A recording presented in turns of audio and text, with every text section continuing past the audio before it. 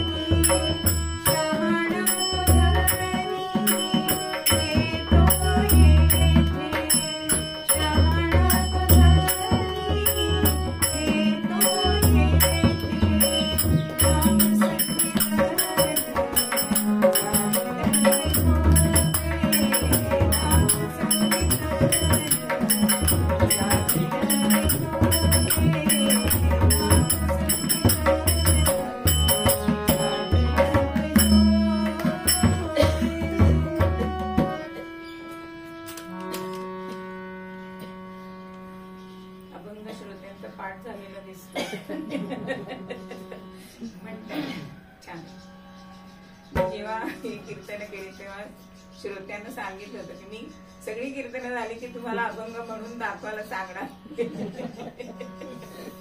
असं आपण बघितलं की रामकृष्ण हरी विठ्ठल केशव मंत्र हा जपावा सर्व काळ. आता हे नामस्मरण करताना आपल्याला कुठला अवयव जास्त उपयोगी पडतो तर ही जिव्हा. हे जिव्हे रस सारज्ञे सर्वदा मधुर प्रिय नारायणाख्य पीयूषम पिब जिव्हे निरंतर. म्हणजे काय हो तर या श्लोकामध्ये असं सांगितलंय की जिव्हेला आपण आग्रह करायचा आहे की नारायणाचं नामस्मरण हे पीयूष म्हणजे अमृतासारखं आहे, ते तू सतत सेवन कर. कारण जिव्हा आपल्याला जी इंद्रिय दिलेली आहेत देवानी, बघा डोळे किती आहेत 2, पण दृष्टी 1 आहे, कान 2 आहेत पण आपण ऐकतो एकच ऐकतो, 2 आपल्याला ऐकू येत नाही, 2 आली तर आपण डॉक्टरांकडे जातो. हात 2 हात आहेत, 2 पाय आहेत, पण जिव्हा मात्र आपल्याला एकच दिली आहे. म्हणजे ही 2 दिलेत पण त्यांचं काम एक आहे आणि जिव्हा एक आहे पण तिची 2 कामं सांगितली. एक म्हणजे बोलणं आणि दुसरं म्हणजे अन्न ग्रहण करणं, अशी 2 कामं तिला दिली. ही जिव्हा अत्यंत सामर्थ्यशाली आहे बरं. म्हणजे असं सांगतात की मुखातले दात आणि जिव्हा यांचा संवाद चाललेला आहे आणि ते 32 आहेत आणि ही एकटी आहे बरं का. तर ते 32 दात तिला काय म्हणतात की आमच्या जर मध्ये तू आलीस तर तुझी काही खैर नाही. ती ऐकून घेते आणि म्हणते मी जर असं काही बोलले तर तुम्ही 32च्या 32 पडून जा. अशी ही जिव्हा आहे. म्हणजे जिव्हेनी आपल्याला चांगलंही काम बोलता येतं की नाही, म्हणजे माणसं जोडता येतात आणि माणसं तोडता सुद्धा येतात. म्हणजे ही जिव्हा आहे ना ही तलवार सांगितलेली आहे. किंवा असं आपण म्हणू शकतो की कात्री आणि सुई शिवणकाम करणारे बसले तिथे. तर कात्रीचं काय काम आहे हो तर कापड कापणं म्हणजे 2 तुकडे करणं, पण सुई टोचते पण ती 2 तुकडे जोडते. तसं आपण जिव्हेनी माणसं जोडू सुद्धा शकतो आणि तोडू सुद्धा शकतो. मग असं हे जिव्हेचं जे काम आहे तर ही जिव्हा वागेंद्रिय तिला म्हटलंय, ती कर्मेंद्रिय पण आहे आणि अंतनेंद्रिय सुद्धा आहे. म्हणजे या 3 इंद्रियांचा संगम या जिव्हेमध्ये आपल्याला झालेला दिसतो. मग अशी ही जिव्हा तिला वायफळ बडबड करायला लावायची का हो. म्हणून संत आपल्याला काय सांगतायत की नामस्मरण ह्या जिव्हेनी करा. म्हणून मोरोपंत सुद्धा एका काव्यामध्ये म्हणतात बदनामची ते सार रसनी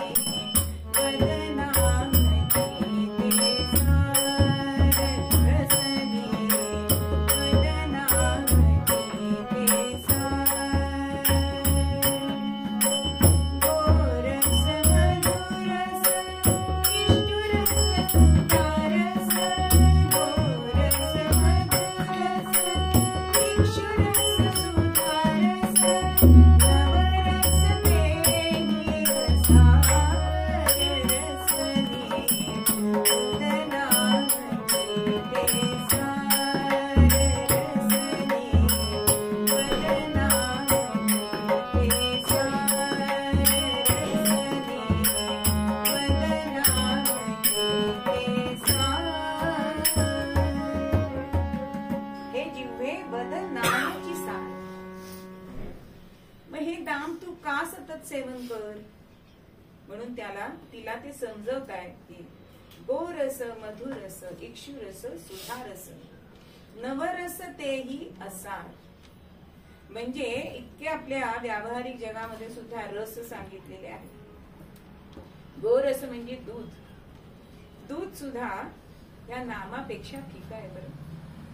गोरस इक्षुरस म्हणजे उसाचा रस, तो किती गोड असतो. पण त्याच्यापेक्षा सुद्धा हे नामस्मरण हे अत्यंत गोड सांगितलं आहे. सुधा रस, सुधा म्हणजे अमृत. आपण बघितलं अमृताहुनी गोड नाम तुझे देव.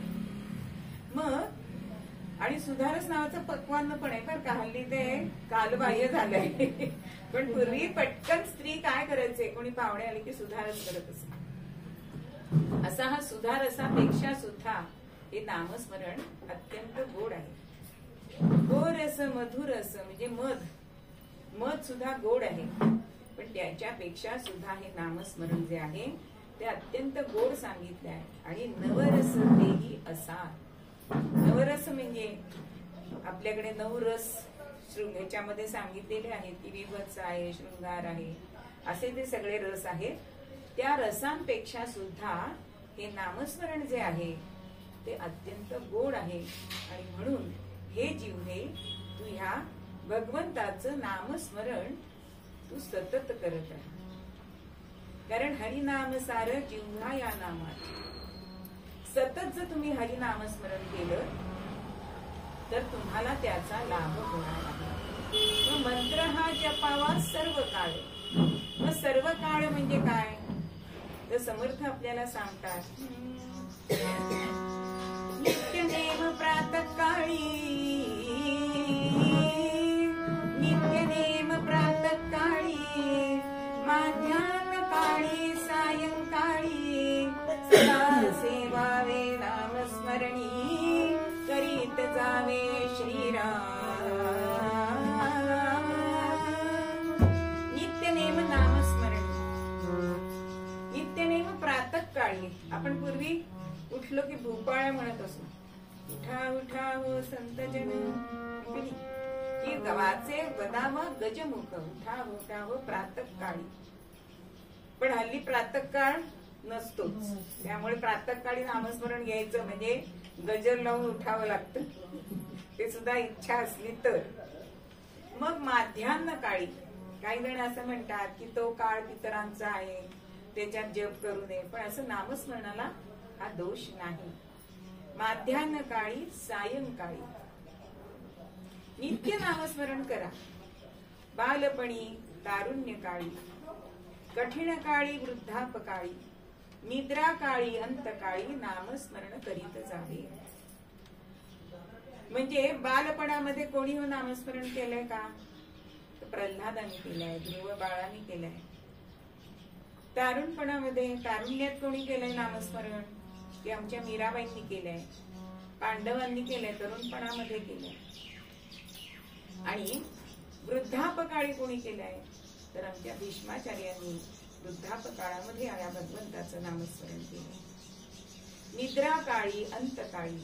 अंतकाळी सुद्धा म्हणजे आपल्याला अजा मेळ्याची गोष्ट माहितीये की पूर्वीच्या काळी मुलांची नावं ही देवादिकांची ठेवत असत. हल्ली नाव विचारलं तर त्याचा अर्थ लोकांना कळत नाही. त्यांनी ठेवलं त्यांना सुद्धा कळत नाही. पण त्यांनी धाकट्या मुलाचं नाव नारायण ठेवलं होतं. आणि मुलाला हाक मारायच्या मिशानी का होईना, पण भगवंताचं नाम आपल्या मुखामध्ये यावं म्हणून ही तजवीज केलेली होती. म्हणजे पूर्णपणे आयुष्य सगळं व्यसनाधीन गेलं, पण शेवटच्या काळामध्ये अंतिम क्षणी मुलाला हाक मारायचं, नारायणाय धाव रे, ये रे असं म्हणून प्राण गेलाय आणि विष्णुदूत नेला आले. म्हणजे एका नामस्मरणाने अंतकाळी जे तुम्ही नामस्मरण करता किंवा अंतकाळी तुमची जी इच्छा असते ना ती पुढच्या जन्मापर्यंत पुरते. बरं आज आपल्याला त्यांचंच आख्यान बघायचंय. असं हे निद्रा काळी. निद्रा काळी सुद्धा आपण जर नामस्मरण घेत झोपलो ना तर काय होतं महाराज सांगतात. कारण एका साधकांनी विचारलं की आम्ही दिवसभर नामस्मरण करू पण रात्रीचं काय, रात्री तर आम्ही झोपणार.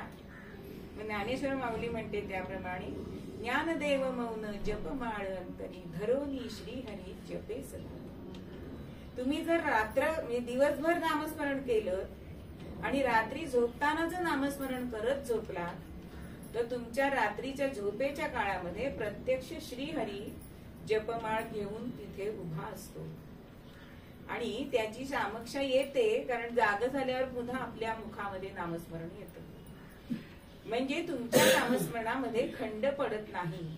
पण त्याच्यासाठी हा अनुभव येण्यासाठी आपण आधी दिवसभर नामस्मरण करायला पाहिजे, तर तो आपल्याला अनुभव येईल. म्हणून निद्रा काळी आणि अंतकाळी असं नामस्मरण करावं. हर्षकाळी विषमकाळी, तुम्ही जेव्हा सुखात आहात तेव्हा पण नामस्मरण करा, दुःखात आहात तेव्हा पण नामस्मरण करा, पर्व काळात करा, प्रस्ताव काळात करा. अहो सगळ्या ठिकाणी तुम्ही नामस्मरण करा असं आपल्याला सगळे संत सांगतात, समर्थ. तर तुकोबा सुद्धा ह्या जिंकलेला हे करताना सांगतात, घेई घेई माझे माझे, घेई घेई माझे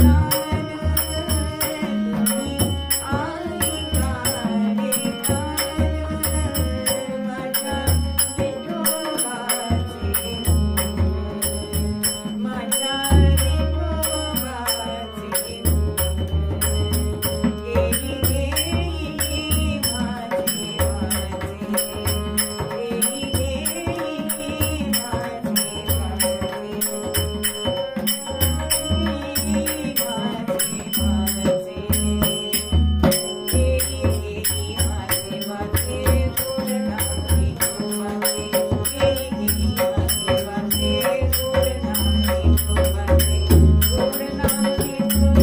घेई घेई माझे माझे,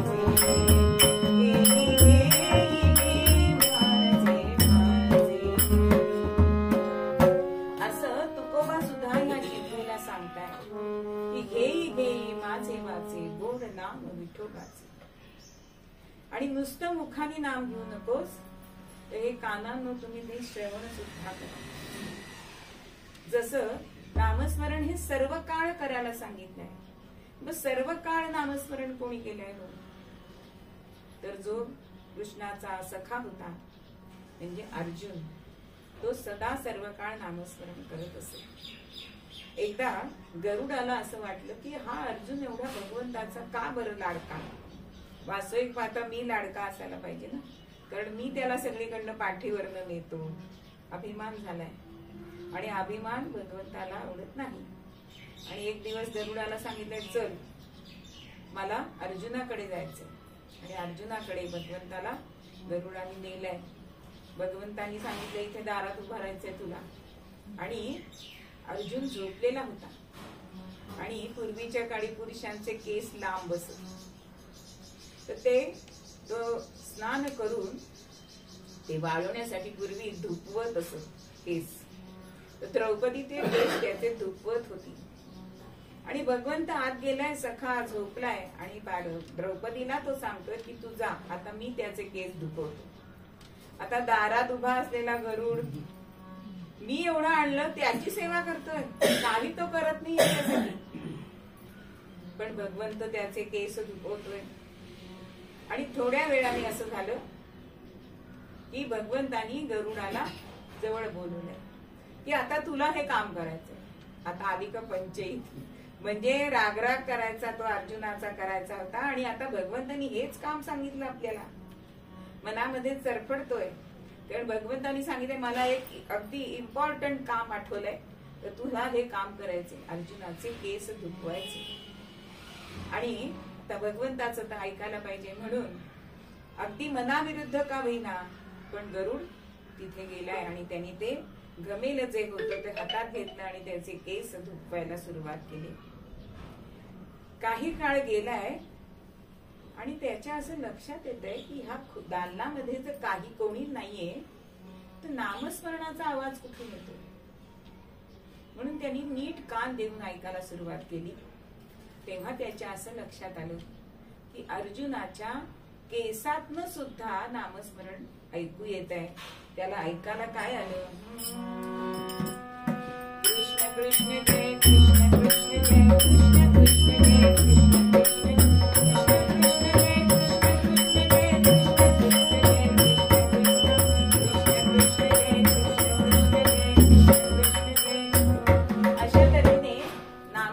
गरुडाला ऐकायला आलं. आणि एवढ्यामध्ये हा सखा अर्जुन जागा झालाय आणि म्हणतोय, गरुडा अरे माझी सेवा तू करतोयस. म्हणून आलिंगन दिलंय. आणि आलिंगन दिल्यानंतर सुद्धा रोम रोमातून नामस्मरण ऐकू आलंय. आणि तेव्हा गरुडाला कळलंय की अर्जुन हा भगवंताला का बरं जास्त प्रिय आहे. कारण जिथे नाम चालतं ना तिथे भगवंत हा असतो. नाहम वसामी वैकुंठे, तो वैकुंठात राहत नाही, क्षीरसागरात राहत नाही. जिथे त्याचे भक्त त्याचं गायन करतात तिथे तो राहतो. आणि मग गरुडाला अर्जुनाची महती कळली आणि भगवंताला त्यांनी सांगितलंय की मी उगाच त्याच्यावर चरपडत होतो. म्हणजे सदा सर्व काळ नाम घेणारा आमचा हा अर्जुन. पण आता इतकं नाम घ्या, सदा सर्व काळ घ्या, पण कसं घ्यायचं हा प्रश्न पडतोच ना परत. एवढे दिवस आपण नामाबद्दल बोलतोय, पण नामस्मरण करायचंय कसं. तर आपल्याला भगवंतांनी 4 वाणी दिलेल्या आहेत. परा, पश्यंती, मध्यमा आणि वैखरी. जे आपण बोलतो त्याला वैखरी असं म्हटलं जातं. तर वैखरीनी हे नामस्मरण करावं. वैखरीनी करावं म्हणजे ते त्याचं आपल्याला नामस्मरण केलं तर आपल्याला 100 पट पुण्य मिळतं. म्हणजे मोठ्यानी उच्चारवानी जर आपण नामस्मरण केलं तर आपल्याला असं मिळतं, पुण्य मिळतं. नंतर मंद्र म्हणजे अगदी शांतपणे, म्हणजे ओठ आणि जीभ हलवायची नाही, असा जर आपण जप केला तर आपल्याला 1000 पट पुण्य मिळतं.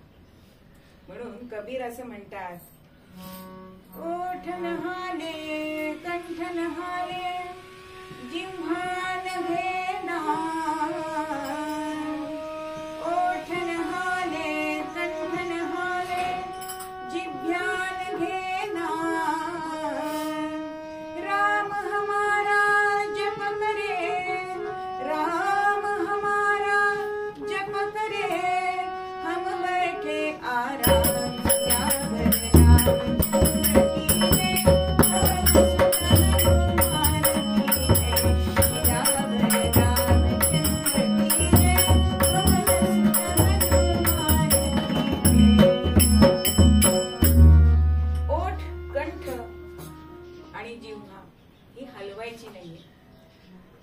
म्हणजेच आपण मध्यमा म्हणजे कंठामध्ये जे आपण नामस्मरण करतो तिला मध्यमा असं म्हणतात. आणि तसं जर आपण केलं तर त्याचं पुण्य आपल्याला 1500 पट आहे.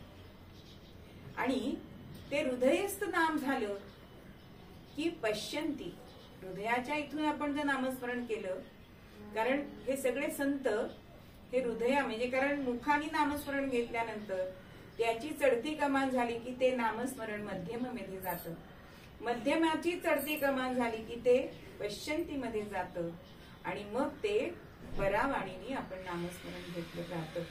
परावाणी म्हणजे बेंबीच्या देठापासून. बघा, लहान मूल झोपाळ्यात झोपलेलं आहे पाळण्यामध्ये आणि आई काम करत असते, पण आई काय करते, अजून 2 झोके देते, त्याला 2 कामं देईल. आणि मग जेव्हा तो टाहो फोडतो त्यावेळी हातातलं काम टाकून येतो की नाही, आई जाते की नाही, ते आता पर्याय नाही. तसं आपण जर परावाणीने नामस्मरण घेतलं तर भगवंत सुद्धा हातचं काम टाकून येतो. म्हणून परावाणीने, परवा मी कुणीतरी वाचनात ऐकलं की परावाणीनं जप करतो म्हणून त्यांचं नाव परांजपे आहे बरं का. इथे कोण नाही बहुतेक परांजपे, पण परावाणीने जप करणारा हा श्रेष्ठ आहे. हे सगळे संत परावाणीने जप करतात. म्हणून नामदेव महाराज एका अभंगामध्ये म्हणतात, विठ्ठल नामाचा रे टाहो नामाचा रेटा हो, विठ्ठल नामाचा रेटा हो, प्रेम भाव विठ्ठल नामी, प्रेम भाव विठ्ठल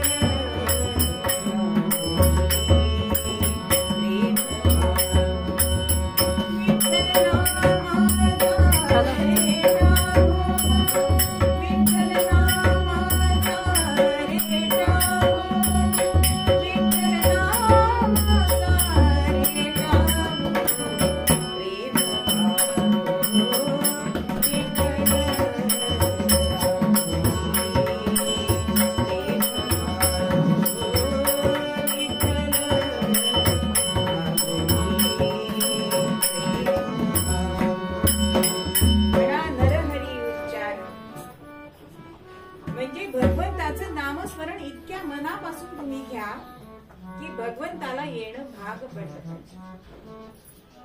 अजून हे नामस्मरण कसं करायचंय तर आपण भगवंताला डोळ्यापुढे आणायचं. पण आता आपण भगवंताला प्रत्यक्ष बघितलंय का हो, मग त्याचं रूप आपल्या डोळ्यापुढे येत नाही.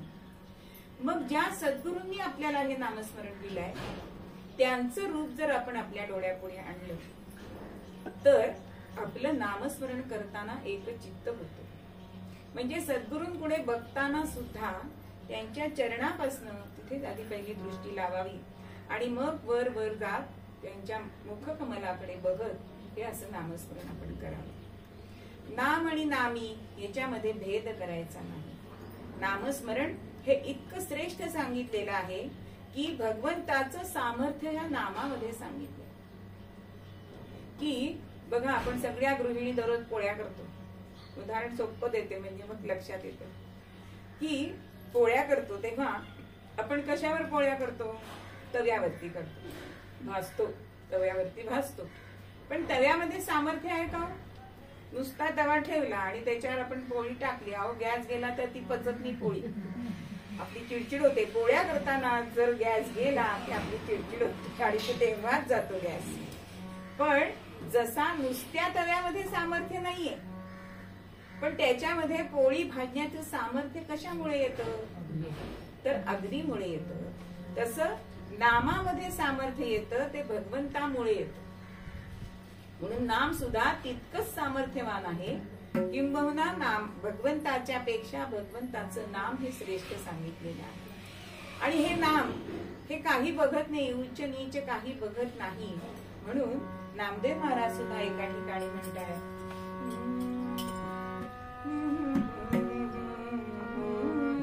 नाम संकीर्तनी सदा सर्वकाळी, नाम संकीर्तनी उच्च नीच काही येथे नाही, उच्च नीच काही येथे नाही.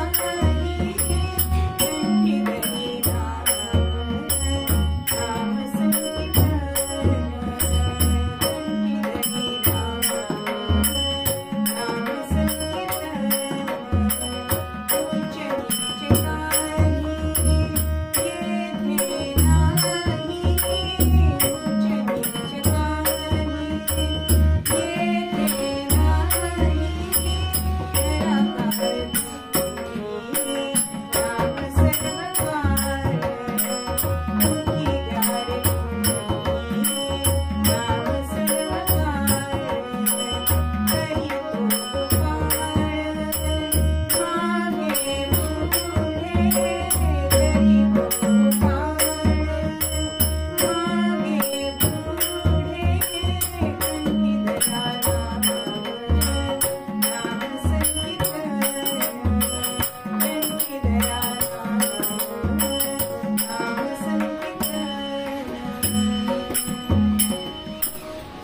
कंठीधरा नाम संकीर्तन उच्च नीच काही येथे नाही. जसं अग्नी विचार करतो का हो की समजा हा नाही श्रीमंत आहे बरं का, ह्याला भाजायला नको असं म्हणतो का? जसं भाजायचं तसंच तो भाजतो. किंवा गरीबाला जास्त भाजतो का? जिथे तुम्ही त्याच्यावर पाय पडला की तुम्हाला ते भाजणारच. म्हणजे तिथे जसा समभाव आहे तसं या नामस्मरणामध्ये सुद्धा समभाव आहे. इथे उच्च नीचता काही नाहीये. म्हणून सर्व काळ ह्या भगवंताचं नामस्मरण तुम्ही करा. म्हणजेच हा भगवंत तुमच्या मागे पुढे राहतो. सदा सर्व काळ गोपाळ मागे पुढे. मग असे हे नामस्मरण करायचंय. या जिव्हेनी करायचंय, चारही वाणींनी करायचंय. म्हणजे बघा हल्ली लिफ्ट जिथे नसते, आता प्रत्येक बिल्डिंगला लिफ्ट झालेली आहे, ओके नाही. पण पूर्वीच्या काळी 3-3, 4-4 मजले चढून जायला लागत असे. आणि मग वर गेल्यानंतर वरतून आपण खाली आलो की आपल्याला काय वाटतं, अरे ते विसरलं की तर पुन्हा आपण 4 मजले चढणार का? नाही चढत. मग मनुष्य गरजेतनं आपली सोय काढून असतो. मग तो मनुष्य काय करतो, एक दोरी घेतो, त्याला एक पिशवी बांधतो आणि त्या पिशवीतनं ती पत्नी ती गोष्ट खाली टाकते. तसं ह्या 4 वाणी आहेत बरं का. परावाणी म्हणजे 4था मजला आहे. तिथे जर तुम्हाला नामस्मरण घ्यायचं असेल तर आधी वैखरीमध्ये ते नामस्मरण घातलं पाहिजे ना. कारण आपल्याला खालची वस्तू सुद्धा वर द्यायची. आता पाऊस पडत नाही, छत्री वरती द्यायची. आता कशी द्यायची? त्या पिशवीत टाकून तुम्ही देणार ना वरती आणि ती बायको दोरीने ओढून घेणार. तसं हे नामस्मरण आहे. हे नामस्मरण करत करत करत वरच्या मजल्यावर म्हणजे 4थ्या मजल्यावर जातं, म्हणजेच परावाणीमध्ये जातं. मग असं हे नामस्मरण अत्यंत श्रेष्ठ आहे. तृण अगदी मिळे समरस झाले. आणि मग असं आपल्याला प्रश्न पडतो की संसारात राहून कसं काय नामस्मरण करणार? किती सगळ्यांनी सांगितलं नामस्मरण करा करा करा, पण वेळच नाही हो. माऊली सांगते की नाही, असोनी संसारी जिव्हे वेगू करी. संसारीत असून सुद्धा या जिव्हेला तू नामस्मरण करायला सांगू शकतेस. मग हे नामस्मरण ह्या जिव्हेनी करायचंय. आणि तिचं एकतानताच व्हायला हवी असेल तर आपल्याला सद्गुरूंनी जी माळ दिलेली आहे त्या माळेनी आपलं एकचित्त होतं. आपल्याला सांगितलंय की ठाईचं बैसोनी करा एकचित्त. पण एकचित्त होण्यासाठी माळ हे सुद्धा प्रतीक सांगितलंय. म्हणून माळेनी सुद्धा जर आपण नामस्मरण केलं तर आपल्या मनात येणारे जे विचार आहेत ते बाजूला होतात आणि आपल्या जपाचं सामर्थ्य ह्या माळेमध्ये येतं. म्हणून असं सांगितलंय की दुसऱ्याची माळ वापरू नये, आपली माळ कोणाला देऊ नये. कारण आपलं जे काम सामर्थ्य आहे ते त्या माळेमध्ये आहे. आता जप करताना सुद्धा किती वेळा सांगितलंय की किती त्याला पथ्य सांगितली आहेत बरं का. आता नामस्मरण करताना माळ दिसू नये असं सांगितलंय. का? त्याचं काय कारण आहे? तर असं सांगितलं जातं. मी मकरंद बुवा रामदासांचे काहीतरी ऐकत होते आणि त्यांनी हा दृष्टांत दिलेला आहे की म्हणे हल्ली सगळेजण रामनाम करत माळा घेऊन फिरत असतात. आपला राम जातोय मागे मागे मागे त्यांच्याकडे. तर म्हणे असा जप करायचा आहे का? ठाईच बैसोनी असं सांगितलंय ना. उभ्यानी चालत करू नये माळा. पण आपण जिथे तिथे बघतो तिथे आपण माळा घेऊन फिरत असतो. आणि तुम्ही जर माळ दाखवली तर तुमच्या जपाचं जे पुण्य आहे ते बघणाऱ्याला मिळतं. म्हणून ते काय म्हणाले, मी हल्ली स्वतः जप करतच नाही, मी सगळ्यांच्या माळांकडे बघत राहतो, मला पुण्य मिळतं. विनोदाचा भाग आपण सोडून देऊ, पण जप करताना माळ शक्यतो दिसू नये म्हणून आपल्याकडे गोमुखी घेऊन माळ जप करायची पद्धत आहे. आसनावर बसून आपण जप करावा. आणि त्या जप करताना वेळ सुद्धा ठराविक असावी. कारण त्यावेळी नामस्मरणाच्या वेळी प्रभू प्रत्यक्ष त्यावेळी तिथे अवतीर्ण होत असतो. म्हणून जर एखाद्याने आपला जप चुकला तर आपण त्याची क्षमा मागावी आणि मग आपण आपला जप सुरू करावा.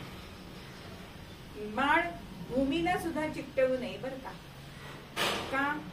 कारण तुम्ही केलेला जप ती भूमी घेते.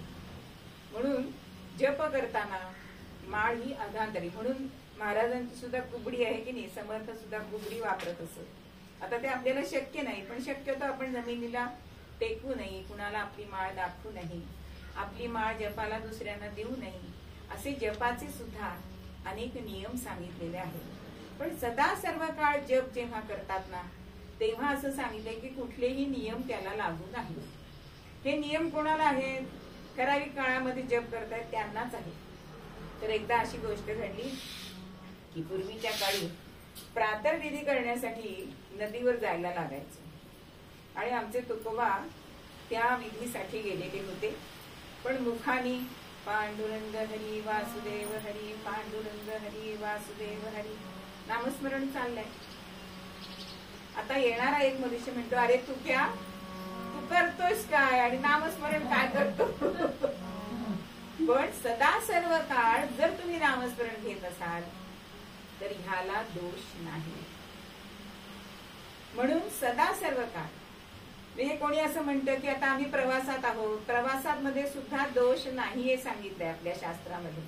म्हणजे आपण लघुशंकेला दीर्घशंकेला जाऊन येतो, पाय धुवायला आपल्याला मिळत नाही, पण त्यावेळी आपल्याला आपल्या शास्त्रामध्ये अशी सोय केलेली आहे आणि सोपी गोष्ट सांगितली की आपल्या भांगामध्ये जर आपण हात फिरवला ना, ती गंगा आहे बरं का, म्हणजे आपल्याला स्नान केल्याचं पुण्य मिळतं, पाय धुतल्याचं. म्हणजे आपल्या मनामध्ये फक्त किंतु येता कामा नाही की आता मी चप्पल घालूनच करू का, कारण आपल्याला बूट असतात, मग ते वाकून घालता येत नाही, काढता येत नाही, खूप अडचणी असतात. म्हातारे आलो ना की ह्या सगळ्या अडचणी मी त्यातनं जाते आता म्हणून सांगते. पण अशा अडचणी जरी आल्या तरी आपल्या मनामध्ये जर किंतु आला नाही तर आपण त्या काळामध्ये जप केला तरी चालतो. पण हे असं सांगितलंय म्हणून मी तसाच जप करीन ही मात्र वृत्ती नसावी. म्हणजे मी इतर वेळे करणार नाही. म्हणजे एक मी अशी व्यक्ती बघितली की कॉम्प्युटरवरती पत्ते खेळणार बरं का, तेव्हा 3-3 तास खेळणार आणि झोपून जप करणार, चालणार नाही. पण तुम्हाला खरंच तुम्ही अत्यवस्थ आहात, तुम्हाला नाही बसवते, तर तुम्ही झोपून जरी जप केला तरी सुद्धा तो चालणार आहे. असं ह्या नामस्मरणाचं महत्व सांगितलंय की तो तुम्ही सदा सर्व काळ करा. कोणत्याही स्थितीत जरी केलात तरी सुद्धा तो फलद्रूप होतोच, म्हणजे होतोच. म्हणून हे नामस्मरण असं सांगितलं की रामकृष्ण हरी विठ्ठल केशवा मंत्र हा जपावा सर्व काळ. म्हणून तुकाराम महाराज आपल्याला काय सांगतायत की याहुनी आणिक असता साधन, म्हणजे नामस्मरणासारखं इतकं सोपं साधन आहे. आणि ह्याच्यापेक्षा जर सोपं साधन असेल तर कुठलं ते तुम्ही मला सांगा, कारण मी विठ्ठलाच्या शब्देवर सांगतो की ह्याच्यापेक्षा सोपं साधन नाहीये. जसं आपण लहानपणी आईची शपथ असं म्हटलं की ते खरं आहे असं म्हणतो की नाही, तसं ही विठू माऊलीची शपथ तुकाराम महाराज घेत आहे की विठ्ठलाच्या आणेवरती मी सांगतोय की हे नामस्मरणाचं साधन जे आहे ते साधन अत्यंत सोपं आहे. आणि म्हणून सर्वांनी या जिव्हेला त्या नामस्मरणाच्या बाजूला वळवा.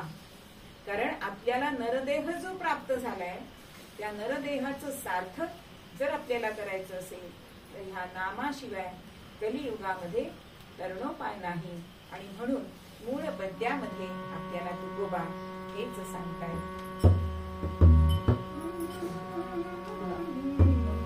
नाम संकीर्तन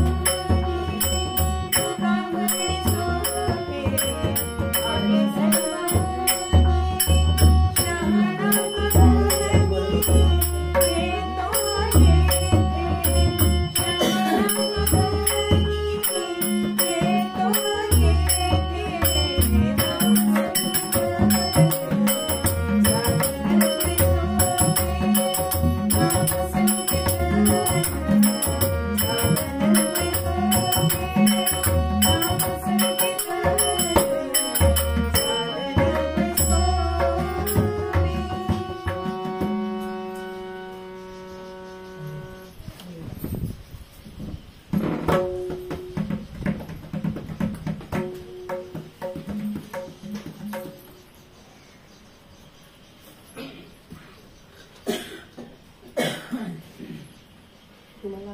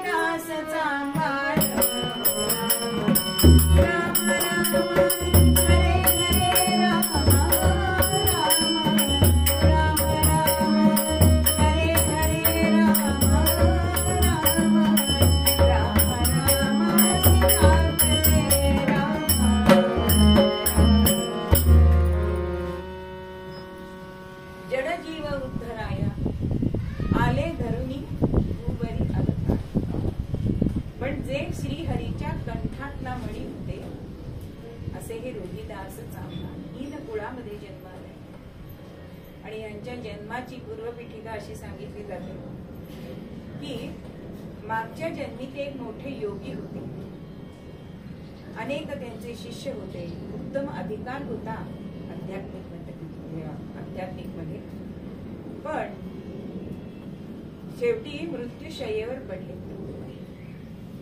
आणि एक दिवस त्यांना एक वेश्या भेटायला. आता जे खरे सद्गुरू असतात त्यांच्या इथे समानता असते, त्यामुळे त्या वेश्येला सुद्धा त्यांनी दर्शन दिलं. पण ही सुद्धा मोठी अधिकारी होती आणि तिने काय सांगितलंय, अंतकाळ जपा कर, एवढे एकच वाक्य सांगितले आणि ती निघून गेली. इकडे ह्या योग्यांनी एका शिष्याने त्यांना पादुका, त्यांच्या रत्न जडित होत्या त्या पादुका करायला टाकल्या होत्या आणि प्राण जाताना असं मनात आलं की त्या पादुका मी कधी घालणार, आणि प्राण गेला. म्हणजे पादुकांमध्ये जीव अडकलाय आणि म्हणून चांभाराचा जन्म आलाय असे हे रोहिदास सांगतात. आणि त्यामुळे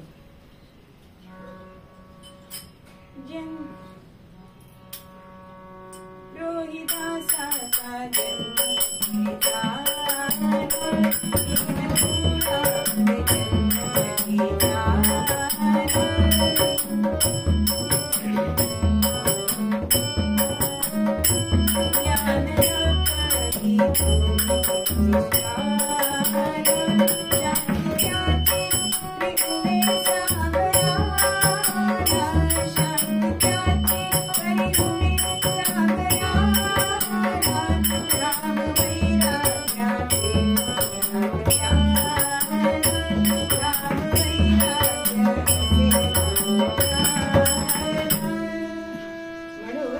दीनपुरामध्ये कुळामध्ये जरी जन्म झाला असला तरी त्यांची विद्वत्ता ज्ञान किती होतं, वशिष्ठांच्या सुद्धा पेक्षा ज्ञान होते. कारण अहो सगळं छान होतं, अंतकाळी फक्त ही इच्छा झाली म्हणून हा देह प्राप्त झाला. शांती त्याची उणे करी सागराला.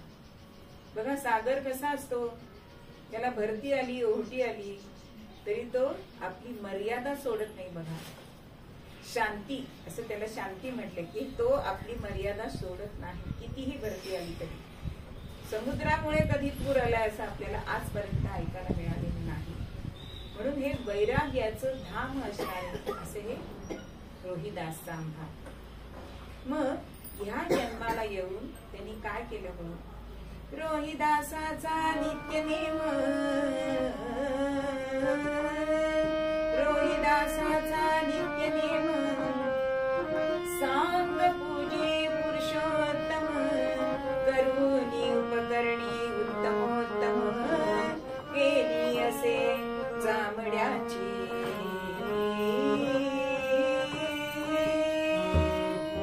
दररोज नित्य नेमाने या पुरुषोत्तमाची म्हणजे श्रीकृष्णाची पूजन करा. पण उपकरणी कुठली केली होती हो? आता आपण नित्य नेमाली काय असेल ती चांदीची आणि हल्ली स्टीलची असतात. कधी कोणाकडे तांब्याचं तामण तरी असतं, बाकी सगळी स्टीलची असते. पण आमच्या रोहिदासांनी जी उपकरणी केली होती पूजेसाठी ती सगळी चांबड्याची होती. चांबड्याचं तामण, चांबड्याची वाटी, आणि त्या ह्याच्यामध्ये ते नित्य नेमाने पूजा करत असत. एक दिवस त्यांची पूजा चालली होती आणि चप्पल बांधायला म्हणून एक अगदी म्हणजे ब्राह्मण नेहमी असं लिहिलेलं असं की एक गरीब ब्राह्मण होता, श्रीमंत ब्राह्मण असं कधीही विशेषण नसतं. तसा हा गरीब ब्राह्मण त्याच्याकडे चप्पल शिवण्यासाठी आलाय आणि बघतो तर काय, चामड्याच्या चामड्याच्या तामणात देव ठेवलेले. तळपायाची आग मस्तकाला गेली आणि म्हणतोय, अरे अरे कुठे फेडशील हे पाप, चामड्याचं तू उपकरणी वापरतोस देवाला. आधी हीन कुळामध्ये जन्माला आलाय, तुला पूजा पाण्याचा अधिकारच नाही. परत ती पूजा करतोस ते तुझं चामड्याच्या ह्याच्यामध्ये, कुठे अगदी धर्म बुडवा झालायस वगैरे असं अद्वा तद्वा ते ब्राह्मण त्यांना बोलतात. आणि मग रोहिदास तांबा त्यांच्याकडे बघतात आणि म्हणतात, चाम बिगर तो कोई नहीं, चाम बिगर तो कोई नहीं, वस्तु की जग में, चाम बिगर तो कोई नहीं, वस्तु की जग में, अति श्रेष्ठ वस्तु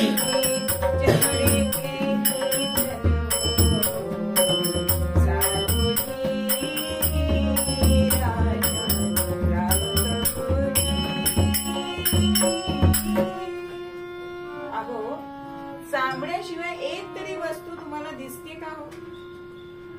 नव्हे नव्हे, ती सद्वस्तू म्हणजे परब्रह्म जे आहे ना ते या चामड्याच्या देहामध्येच आहे ना. देवाने चामडी दिली म्हणून आपण आपल्या देहाकडे बघू शकतो, नाहीतर आपला देह आपल्याला बघवणार नाही आणि त्याच्यावरच आपण प्रेम करत असतो. अहो तुम्ही तुमच्यात पण बघा ना, तुमचं सुद्धा कातडच आहे ना बाहेर. म्हणून उदाहरण देत आहे की बघा, नगारा असतो आपण देवाच्या समोर वापरतो, वाजवतो, त्याला पण चामडच आहे. नंतर हत्ती पण चामड्याच आहे. अहो अगदी उदाहरणं देत आहे. आणि असं तुम्ही चांबड्यामध्ये जर आहे तर मग भगवंताची चांबड्याच्या दामनात पूजा करायला काय हरकत आहे?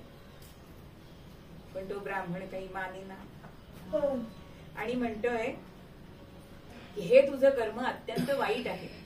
म्हणजे तुला चप्पल शिवून घ्यायला आलाय हे विसरूनच गेलाय. मग रोहिदास त्यांना म्हणतायत की मग ब्रह्म काय आहे, ब्रह्मज्ञान काय आहे ते तुम्ही मला सांगा. तर ते मला सांगण्याचा, तुला तर सांगण्याचा अधिकारच नाही, असं त्यांचे संवाद होत आहेत. आणि मग त्यांना खरं ब्रह्मज्ञान काय आहे की चराचरामध्ये हा भगवंत भरलेला आहे, रोहिदास सांभार त्यांना सांगतात.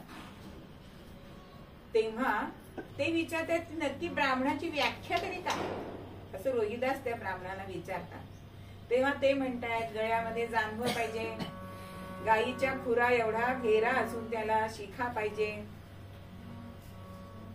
असं सांगितल्यानंतर हे माझ्याकडे पण आहे असं म्हटल्यावर ब्राह्मण म्हणतात कुठे तुझं जानवं, चांबड्याचं जानवं चालणार नाही. आणि मग त्यांनी काय घेतलं, तिथे रापी घेतली आणि आपलं ऊर कापून टाकलं. तर आतमध्ये स्वच्छ धवल असं जानवं त्यांच्या गळ्यामध्ये होतं. पूर्वजन्मीचा ठेवा आहे असं त्या ब्राह्मणाने बघितलंय मात्र, आणि त्याची वाचाच बसली. अशा अधिकाराचे हे रोहिदास चांभार आणि असे जीवन त्यांचं चालू आहे. मुखाने नामस्मरण चालू आहे. आणि एक दिवस असं झालं, मकर संक्रमणी जाती हो स्नानाला, मकर संक्रमणी जाती हो स्नानाला, करुणी सारे जन हे जानकी, करुणी सारे हो जानकी.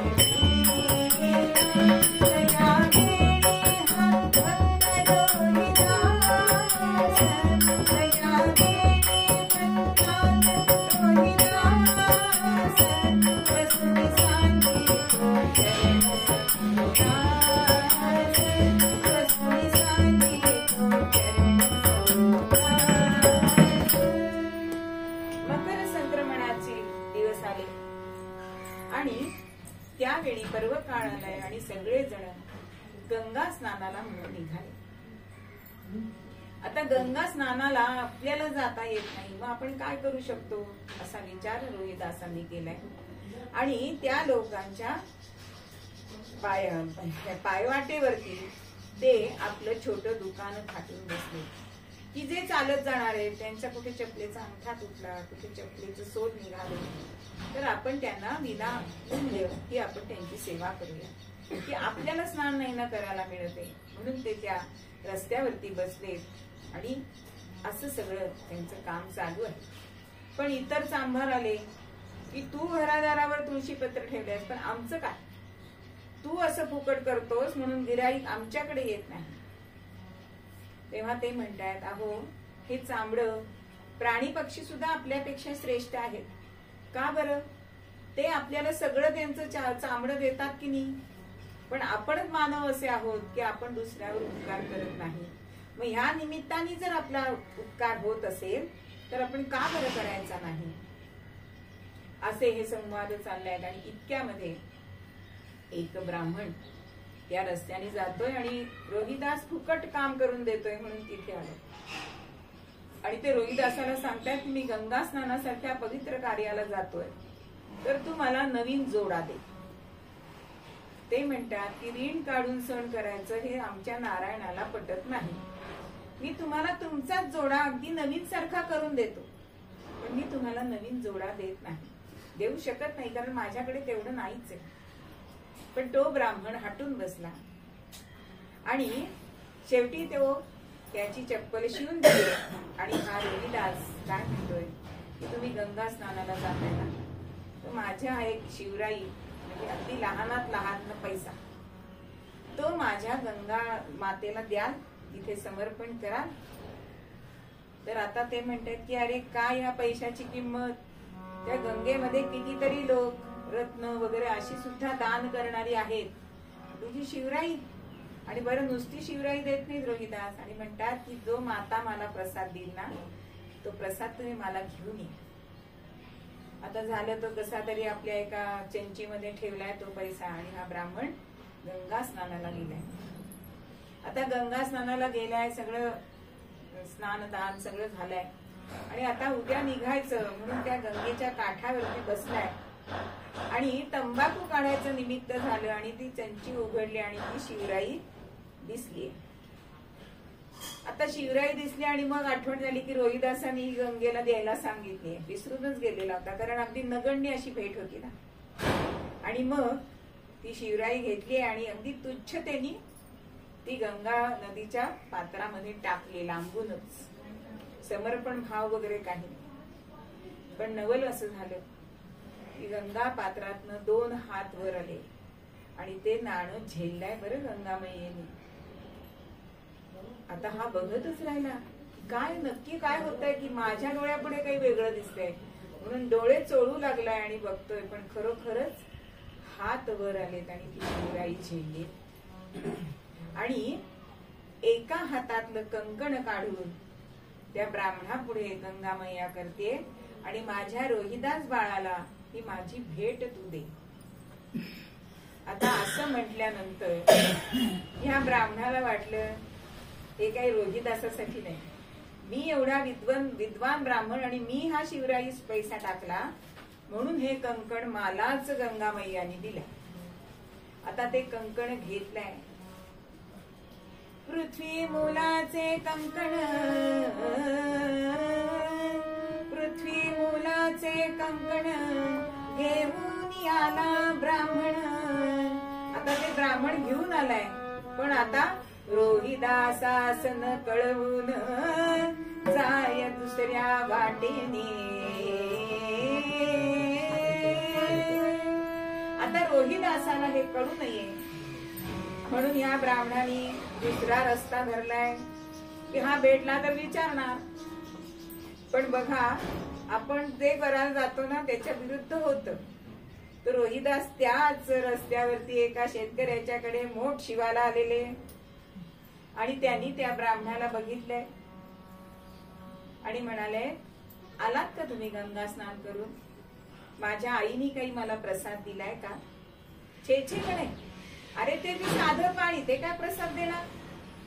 असं काही नसतं. रोहिदास म्हणतात असं होणार नाही, माझी आई प्रसाद दिल्याशिवाय राहणार नाही. परत हा ब्राह्मण म्हणतो, म्हणजे मी खोटं बोलतोय असं तुला म्हणायचंय? आता ब्राह्मणावर कसा आळ घेणार म्हणून रोहिदास निघून जातात. इकडे हा ब्राह्मण आता ते कंकण घेतो आणि आपल्याला काय याचा उपयोग, म्हणून आपण हे राजाकडे देऊया आणि त्याच्याकडनं त्याचा मोबदला आपण घेऊया असं म्हणून राज दरबारी गेलाय आणि ते कंकण राजाला दिलाय. आता त्याच्या सुद्धा कोशामध्ये असं एवढं पृथ्वी मुलाचं कंकण नव्हतं आणि राजाने ते खरेदी केलंय.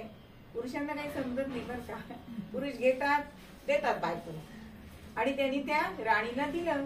आता राणीने सुद्धा ते हातात घातलंय आणि ती म्हणते दुसरं कुठं आहे? कंकणाची जोडी असणार ना. मग तिच्या मनात किलमिश आलंय, तुम्ही माझ्या सवतीला दिलाय, तुम्ही माझ्याशी बोलूच नका म्हणून ते कंकण टाकून दोन्ही तिलाच द्या असं म्हणून ती निघून गेली. आता राजा हतबल झालाय. राजा सांगतोय बरोबरीने, अगं एकच कंकण आहे, पण तिचा विश्वास बसेल. शेवटी आता मला दुसरं आणलं तर माझा तुमच्यावर विश्वास बसणार आहे असं राणीने सांगितलं. आणि मग राजाने काय केलं, त्या ब्राह्मणाला धरलं आणि सांगितलंय 8 दिवसाच्या आत जर मला तू ते दुसरं कंकण आणून दिलं नाहीस तर मरायला तयार हो. आता मात्र ह्याची पाचावर धारण बसलीये. आता काय करायचं असा प्रश्न आलाय, कारण गंगेवर पुन्हा जायचं आणि ते कंकण घेऊन यायचं शिवराई देऊन. सहज शक्य आहे का 8 दिवसात चालत जाऊन पुन्हा गंगेवरनं यायचं? आता रोहिदासाचे पाय धरल्याशिवाय गत्यंतर नाही म्हणून रोहिदासांकडे ते येत आहेत आणि झालेला सगळा वृत्तांत सांगतात. पण रोहिदास शांत. ते म्हणाले, तुम्हाला गंगा मैयाच्या तिथपर्यंत जायलाच नको, मी देतो ना तुम्हाला कंकण. आता ही वार्ता हा म्हणता सगळ्या गावामध्ये पसरली आणि तो म्हणतोय मी तुमच्या बरोबर राजा महाराजांकडे येतो आणि तुम्हाला दरबारातच कंकण देतो, मग तर झालं ना, तुम्ही अजिबात भिवू नका. आता प्रत्येक जण आपापल्या परीने त्याच्यावर चर्चा चालली आहे. सगळेजण म्हणतात बघूया तरी काय चमत्कार करतोय ते. काही जण म्हणतात खरंच त्याचं एवढं हे आहे सामर्थ्य म्हणून तरी ते बघायला जातायत चमत्कार. असे सगळेजण या दरबारामध्ये गेले. रोहिदास आलेत, राजांना नमस्कार केलाय आणि सांगतायत की एक काथवट मला आणून द्या आणि त्याच्यामध्ये पाणी भरून द्या असं सांगितलंय. आणि त्या काथवट्या पाणी भरलेलं तिथे आणून ठेवलंय आणि त्यांनी गंगेची प्रार्थना सुरू केली.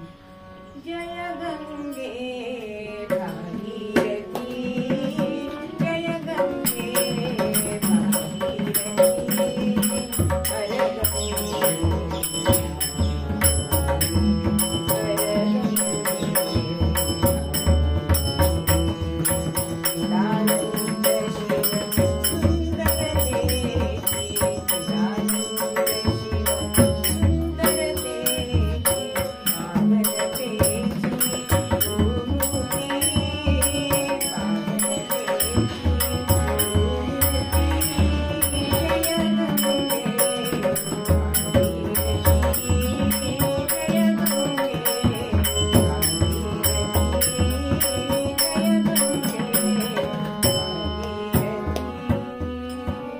प्रार्थना केली आहे आणि म्हणतोय की हे गंगा माई, कारण मनामध्ये जर गंगा असेल ना तर सर्वत्र चांगलंच दिसतं. आणि गंगेची प्रार्थना रोहिदासांनी केली आणि सांगताय की द्वितीय कंकण देण्यासाठी तू इथे अवतीर्ण व्हावस. जर मी सच्च्या मनाने तुझी सेवा केली असेल, मी तुझं जर लेकरू असेल, तू माझा हट्ट पुरवण्यासाठी या काथवटीमध्ये प्रकट होशील. नवे नवे प्रकट होऊन ते कंकण दे आणि ह्या सगळ्या जमलेल्या लोकांना तुझं दर्शन दे अशी प्रार्थना त्यांनी केली. आणि काय चमत्कार, मगरीवर बसलेली पांढरी शुभ्र वस्त्र परिधान केलेली गंगा मैया तिथे त्या काठवटीमध्ये प्रकट झाली. म्हणून मन चंगा तो काठवटले गंगा असं म्हणायचा प्रघात झाला. आणि तत्क्षणी सगळ्यांनी गंगा मैयाचा जय जयकार केलाय. गंगा मैया की जय. आणि सगळ्यांनी तिचं दर्शन घेतलंय. पण ह्या मातेनी काय केलं, दुसरे कंकण काढुनी, दुसरे कंकण काढुनी त्वरित दिले ते हस्ती रोहिदासाला. दुसरे कंकण जे हातात होतं ते रोहिदासाला हातात काढून दिलंय. पण रोहिदास चरणावरती नत झालाय आणि शिरावरती गंगा मैयानी त्याच्या वरद हस्त ठेवलाय. आता सगळे जण गंगा मैयेकडे येत आहेत आणि तुझी काय सेवा करू असं सांगितलंय, विचारलंय. तेव्हा गंगा मैया म्हणते की माझ्या लेकराची तुम्ही सेवा केली, तो जे सांगेल ते ऐकलं तर तुमची सेवा माझ्यापर्यंत पोहोचणार आहे. तेव्हा सगळे जण रोहिदास चांभारांच्या त्यांचे चरण धरतात. तेव्हा ते म्हणतायत की माझी तुम्ही सेवा करू नका, पण त्या भगवंताचं जे नामस्मरण जे मी आयुष्यभर करत आलो, विठ्ठल विठ्ठल श्रीहरी श्रीहरी असं जे नामस्मरण आहे ते तुम्ही केलं की ते माझ्यापर्यंत पोहोचेल, तीच माझी सेवा असं त्यांनी सगळ्यांना नामस्मरण दिलं. आणि असे हे रोहिदास चांभार की ज्यांनी आपल्या सामर्थ्याने ती गंगा मैयाला प्रकट केलं आणि त्या ब्राह्मणाचा जीव वाचवला. म्हणून या गोष्टीवरनं आपल्याला काय कळतं की दुसऱ्याची वस्तू कधी घेऊ नये, परस्पर ती विकू नये आणि खोटं कधी बोलू नये. म्हणून ह्या अभंगामध्ये ह्या चरित्रातनं आपल्याला हेच शिकायचं की शेवटच्या अंतकाळी सुद्धा आपल्या मनात रामनामाशिवाय किंवा नामस्मरणाशिवाय दुसरा विषय येता कामा नाही. आणि अंतकाळी जर यायचा असेल तर आपल्याला आयुष्यभर ते केलं तरच ते अंतकाळी येतं. असं हे नामसाधन आहे आणि असं हे नामसाधन हे अत्यंत सोपं सुलभ आहे. म्हणूनच आपल्याला मूळ पद्यामध्ये तुकोबा हेच सांगताय. नाम संकीर्तन